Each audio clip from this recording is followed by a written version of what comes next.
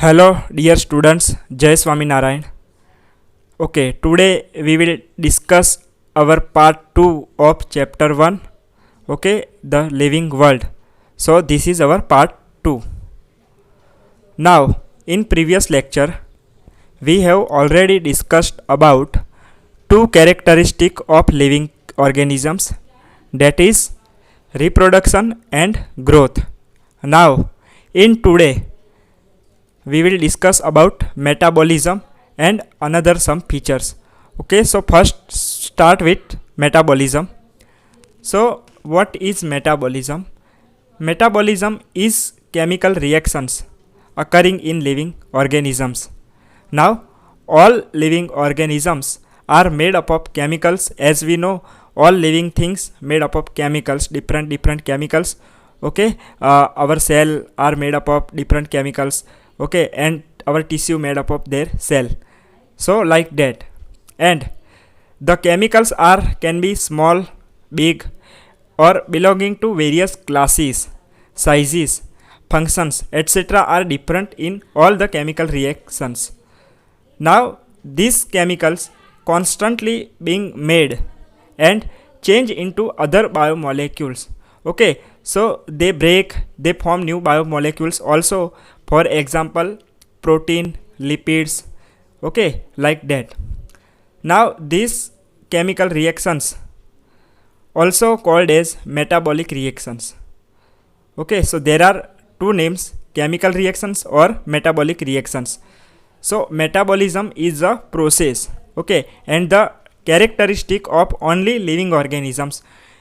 Metabolism does not occur in non-living things. Okay, keep remember. Now there are thousands of reactions occurring simultaneously inside our all living organisms. Okay, thousands of reactions. It means many more reactions are occurring and many complex reactions also occurring in simultaneously means one and another reactions all are occurring same time in the same time. Okay, inside all living organisms. We can say all plants, animals, fungi, microorganism exhibit the metabolism. Okay, all plants, animals, fungi, microorganism. As we know, there are so many diversity in our living organism. We will discuss later. Now we can say sum of all chemical reaction is equal to metabolism. It means metabolism is the sum of all the chemical reactions, means total of all chemical reactions occurring in living organism is called as metabolism. Now metabolism can also be studied outside the body. It means cell free system. It does not matter what its cell is necessary for it or not. We can study it outside the body. It means in laboratory. Okay, how these metabolic reactions we can perform in test tube. Okay, in vitro, it is called as in vitro. So in vitro term is very important for us. Now what is the meaning of in vitro? In vitro means in the laboratory, not in living system, but outside from the living system, and in the laboratory we are studying this type of reactions. Okay, so these reactions are the living reactions, we can say. Okay, now cellular organizations of body, we can say this is the defining feature of living organism. Cellular organization. Why cellular organization is defining features? Because in living organism we can say sorry. So cellular organization means tissue are made up of cells, and tissue will combine and make organ, and organ will combine and make organ system. So this is called as cellular organization. Okay, now this is cellular organization is the defining feature of all living organisms. Okay, we can't see in non-living things. Keep remember. Now another important characteristic of living organism is ability to sense their surroundings or environment. Okay, so living organism have ability and particular respond to this stimuli. It means living organism can respond some environmental factors. Okay, so this is the most obvious and technically complicated characteristic of living organisms, and the response can be physical, chemical, or biological. Okay, for example, if we touch any hot thing or any cold thing, we immediate put back our hand. So this is our response. Okay, it can be physical, chemical, or biological, like that. And we sense the seasons. Okay, winter, summer, like that. So these are the some environmental factors. Okay, and we also respond to them. Okay, whether it is temperature, whether it is light. Okay, like that. So we sense our environment by our sense organs. We have different sense organs. Okay, for example, in humans we have nose, we have ears, we have eyes. So these are some sense organs. Okay, we can sense these environmental things. In plants, for example, in plants, external factors like light, water, temperature, and other organism or pollutant, these all external factors are affecting plants. Okay, so these all are environmental factors. Okay, light we can say, so light is very useful, very necessary for plants, as we know. Water also, temperature. Okay, it can be it can be cold temperature, it can be hot temperature. Okay, so these all factors are affecting the plants. Other organism like bacteria. Okay, bacteria also affect the plant, and some parasite also affect the plants. And pollutant can be, it means soil pollution is there, water pollution. So this pollutant also affect the plant, like this. Now all organisms from prokaryotes to eukaryotes respond the environment. Okay, all organisms. Okay, from prokaryotic it means lower, from the lower category to eukaryote it means higher category, to up to humans. Okay, humans are the higher animals of eukaryotic. Okay, so prokaryotic and eukaryotic are the cell types. Okay, we should know there are two mainly types of cell, prokaryotic and eukaryotic. In eukaryotic cell there are two further types, plant cell and animal cell. Okay, so this is the basic funda. Now for example, photoperiod. How photoperiod affects? So photoperiod, it means light. Photo means light, photo is related to light. Okay, so light, how affect the light? For example, in the reproduction, in seasonal breeders, there are some seasonal breeders. It means breeding means to reproduce. Breeding means to reproduce. It means reproduction means to produce progeny, like that. Now these seasonal breeders are particularly, they reproduce in their particular season. Okay, whether it is winter or whether it is summer, it can be different types of season for different types of animals or organisms. Okay, so photoperiod affect like this. Now all organism handle the chemicals entering their bodies. All organism handle means to manage.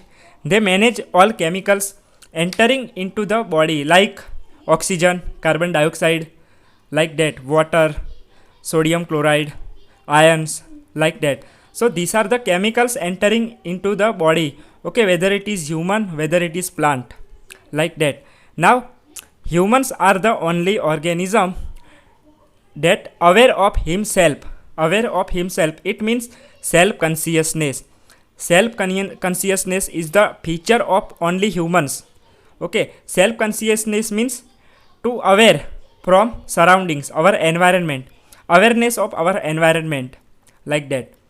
Now consciousness, we can say consciousness is the defining property of living organism.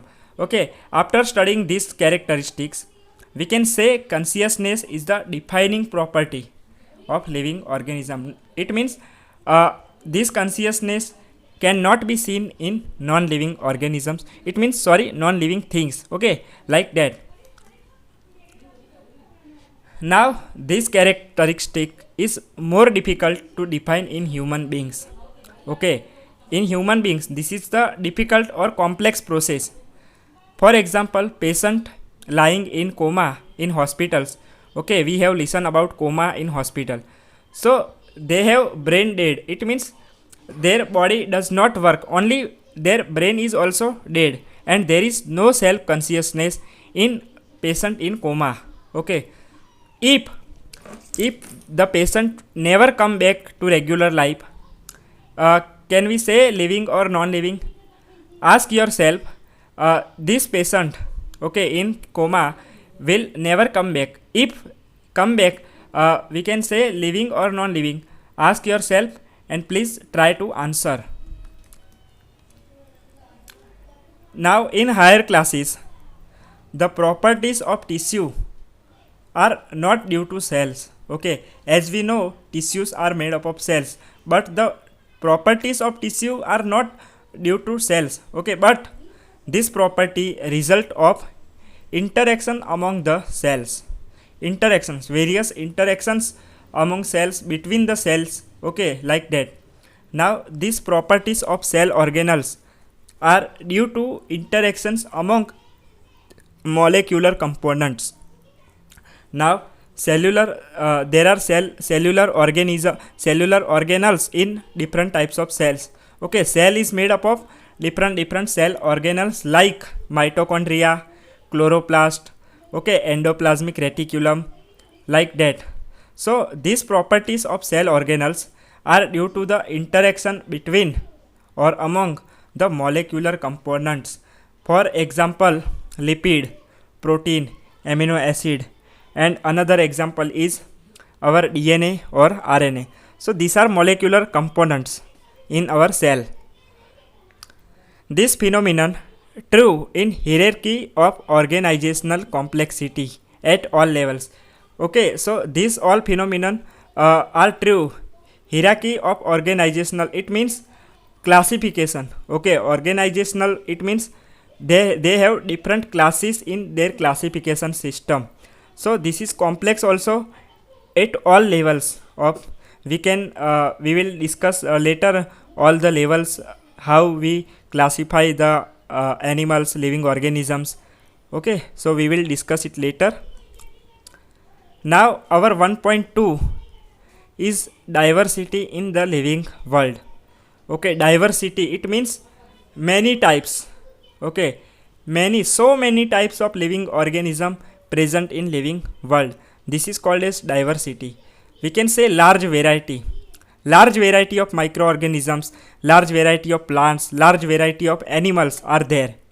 Okay, plants, insects, birds, pets, animals, etc., etc.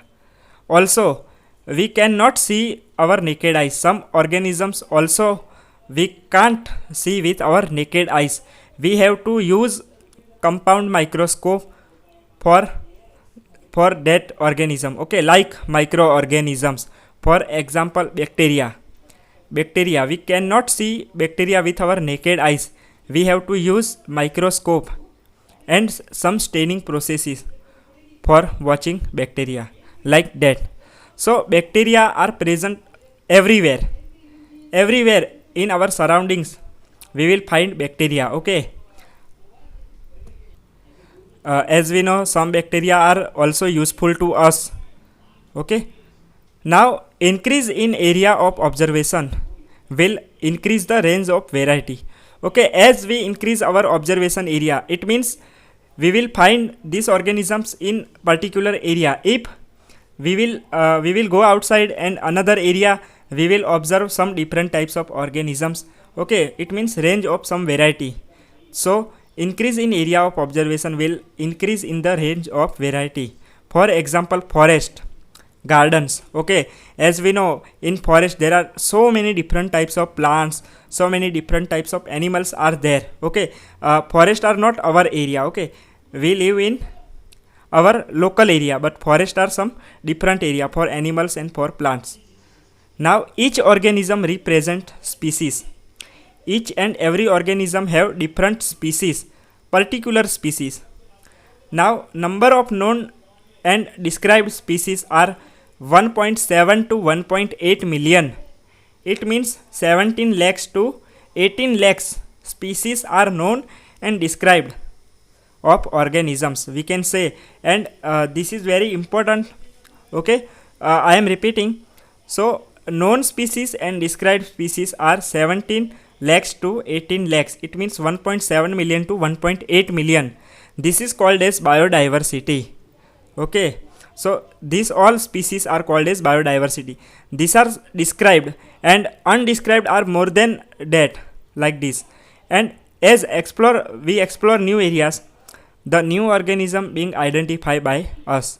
Okay, as we explore our new areas, we will as we go to the new areas, we will find new organisms being identified. It means we can identify some new organism also, depends on area. So these pictures, you can see different organisms in our world, you can see. Now plants, animals in our own area known by local name. Okay, we know some plants and animals in our area, and we give them name, local name. For example, neem tree. Okay, neem tree, horse, elephant, etc. We are giving them local names, but due to this local name, confusion is created. Why confusion is created? Because we cannot find the ways to talk with other people. Other people means from outside country. Okay, we can say from other country people. So we cannot describe some our animals or some our areas plants also. Okay, like that. So neem tree is called as in India. We can easily identify what is neem tree. But in another country, but in another area, neem tree, another name of neem tree can be present. So confusion will be created. Now we need to standardize the naming of living organism. Okay, we have to standardize. So particular organism known by the same name worldwide, all over the world. So this is the naming system. Okay, so particular organism have specific name in all over the world. Okay, whether it is America or whether it is India, the same name is given to particular organism, and this process is called as nomenclature. Keep in mind nomenclature. Okay, so the process of giving the name is called as nomenclature. Now particular organism known by the same name worldwide, and this process is called as nomenclature. Now possible only when organism described correctly. This is possible only when organism is described correctly, correct system with correct principles.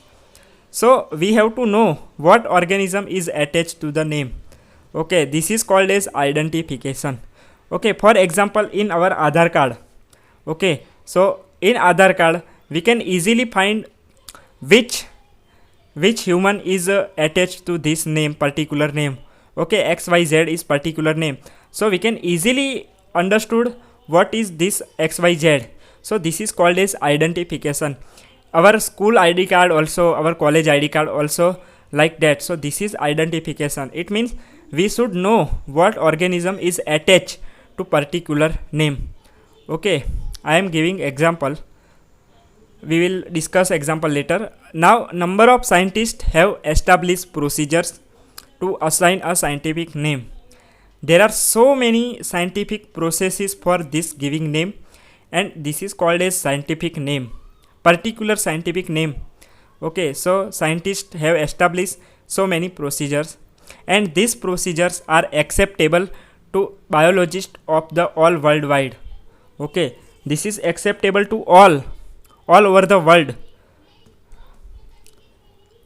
Now in plants, the name of plants based on agreed principles and criteria. Different principle and criteria are acceptable worldwide and provided by ICBN. So what is ICBN? Keep remember, this is very important. So ICBN means international code for botanical nomenclature. Okay, plant meaning botany. What is meaning by botany? Botany is a study of plants. So we will give the particular scientific name to the plants, the name given by ICBN. B means botanical. And similarly in animals, ICZN is there. ICZN is there. It means Z for zoological. Z stands for zoological. Zoology is the study of animals. So ICZN means International Code for Zoological Nomenclature. Okay, animals को ICZN नाम देगा और plants को ICBN नाम देगा. ठीक है, उनके पास ही एक ऐसी अथॉरिटी होती है नेम देने के लिए. ठीक है, keep in mind. Now this scientific name, each organism has only one name like fingerprint. Each organism have only one name like passport also. Now biologists follow the universally accepted principles. Okay, हम किसी भी organism को कोई आलतू फालतू name नहीं दे सकते. Biologist के पास ऐसे यूनिवर्सली एक्सेप्टेड प्रिंसिपल्स होते हैं जिनके थ्रू वो नेम दे सकते हैं. Now each name has two components. First component is generic name and second component is specific epithet. It means species, and there are two components of each name. Okay, this is called as binomial nomenclature. This system of giving two names, genus and species, is called as binomial nomenclature. Keep in mind, very important question can be asked. Binomial nomenclature is the process of giving two names of particular, two component name of particular organism. Now each organism has only one name, and this process, binomial nomenclature process, is given by Carolus Linnaeus scientist. Keep in mind, Carolus Linnaeus. This is the scientist who have given the binomial nomenclature. For example, lemon. Okay, as we see lemon. So what is the scientific name of lemon? So the scientific name is Citrus limonium. Citrus limonium or Citrus limonium is the scientific name of lemon. We can say it has two components. Citrus represents genus and limonium represents species. So Citrus limonium. Okay, this is the scientific name. Two components, as we have already discussed, two components. Okay, so this is the two components, genus and species. So the scientific name of lemon is Citrus limonium. Now there are some universal rules of nomenclature. Okay, हम जैसे तैसे किसी को name नहीं दे सकते. Scientist बैठे हैं वहाँ पर, लेकिन उन साइंटिस्ट के पास भी particular rules are there. And so our first rule is first universal. Universal means worldwide accepted all over the world. This is called as universal. Now these rules are accepted to all over the world. So first rule is the scientific name is in Latin language, and it is written in italics. Okay, in computer we have learned about italics. Okay, bold, italics are the some format of writing in printing sense. Now this is first rule. It can be Latin and written in italics. You can see in your textbook also, every scientific name is written as Latin and in italics. You can see easily. Now the another rule is first word will be genus and second one will be specific epithet. This is the universal rule. So in scientific name, the first word should be genus and second should be species. It means specific epithet. The third rule is when handwritten, when scientific name we try to writing in our hands are underlined. This can be underlined, and in printed it can be italics. Okay, so this represents the Latin origin. Okay, जब हम उसको हाथ में लिखेंगे, अगर हाथ से लिखेंगे कहीं पर, जैसे मैंने यहाँ पर लिखा है, okay, I have followed this rules For example, Mangifera indica. So Mangifera indica, the name of mango, scientific name of mango. Okay, so this is the two components we can say. This is handwritten, so I have to underline. Okay, this is the rule, this is our universal rules. Underline, I have underlined. Okay, for example, citrus limonium, I have underlined. Why I have underlined? Because I have followed the rule. I have followed this third rule. When handwritten are underlined and printed in italics. So in our textbook, printed are there, printed name, scientific names are there, so it will on italics format. Now the fourth and last rule of giving name is genus will start with capital letters, first letter of genus. For example, here Mangifera. So Mangifera, M is capital here, you can see M is capital, and species first letter starts with small letter, it means indica. So I of indica is the small letters, we can see. M is a genus, Mangifera is a genus, and the first letter of M is capital, we can see. And here the species of indica, the first letter is small letters, Mangifera indica. I have followed this rule in citrus limonium, we can see C and L. Okay, C is capital, L is small. Please students, try some new scientific names of our living organisms. Okay, हमारे आसपास जितने भी आपको दिखे उनका scientific name ढूंढने की कोशिश करो और ये रूल फॉलो होते हैं कि नहीं वो देखो please. So Mangifera indica is the scientific name of mango, and these rules are very important. Okay, I am repeating. First rule of scientific name is Latin and can be written in italics. Second rule is first word genus and second word is species. This is compulsory.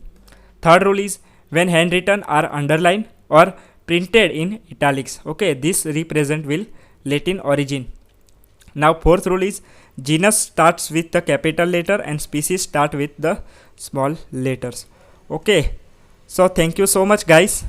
We will see you soon in next lecture.